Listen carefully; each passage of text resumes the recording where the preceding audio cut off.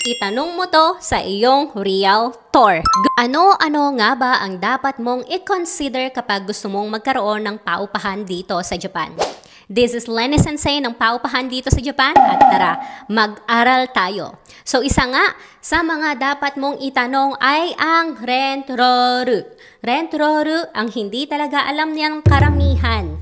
Ang iniisip lang natin kung magkano nga ba yung property, kailan ipinatayo, ano na nga ba yung mga na-renovate sa property. Pero mahalaga kasi na malaman mo yung history ng mga tenants sa property na yan. Bakit kailangan ng rent roll? Kailangan ng rent roll na matanong mo bilang first-time investor para malaman mo kung gaano kadalas nababakante ang property.